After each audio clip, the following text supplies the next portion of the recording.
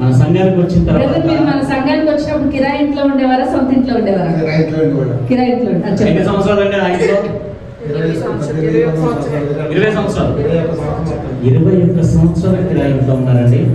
మరి దేవుని కృపను బట్టి మన సంఘానికి వచ్చిన తర్వాత సంఘం యొక్క ప్రార్థన వల్ల దేవుడు ప్రవచనాలు ప్రవచించడం వల్ల మరి ఈ కుటుంబాన్ని దేవుడు ఎంతో ఆశీర్వదించాడండి.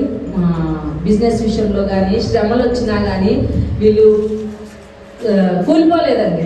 శ్రమలు వచ్చాయి, తాకిళ్ళు వచ్చాయి, కానీ ఏమవ్వలేదు, పడిపోలేదు. తుఫాన్లు వచ్చాయి, కానీ ఏమవ్వలేదు. ఆ తుఫాన్లో కూడా ఏం చేశాడు దేవుడు?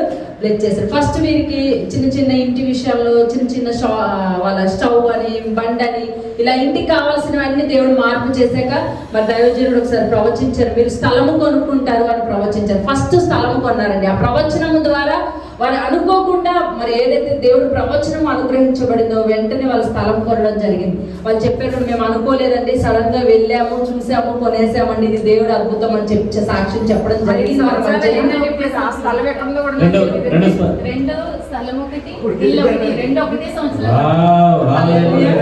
మరి స్థలం కొన్నాక మళ్ళీ ఇల్లు కొంటారు అని చెప్పారు. ఏమండి, లోకంలో ఎవరైనా మామూలు ఒక స్థలం కొనుక్కున్నాము అంటే ఏమీ లేని స్థితిలో ఏమనుకుంటామండి, అమ్మో ఇది కొనేసామంటే ఇంకేమైనా కొనాలంటే ఒక 3-4 సంవత్సరాలు కావాలనుకుంటాం. కానీ అవునా కదా? ఒక్క ప్రవచనం ద్వారా మరి వాళ్ళు అలా దేవునికి కూడా లోబడ్డారండి. వాళ్ళు రిజిస్ట్రేషన్ అయిన టైంకి వాళ్ళ ఇల్లు వాల్యూ ఎంతుందో వాళ్ళ పక్కన ఫ్లాట్ వాల్యూ కూడా అంతే ఉందండి.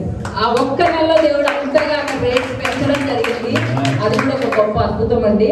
మరి అలాగే వాళ్ళకి స్థలం ఇచ్చాడు దేవుడు, ఇల్లు ఇచ్చాడు, అలాగే బంగారం ఏం చేశాడు దేవుడు? ఇచ్చాడు, ఎల్లప్పుడూ దాన్ని ఇచ్చాడు. గట్టిగా క్లాస్ దేవుడిని మాట్లాడతారు.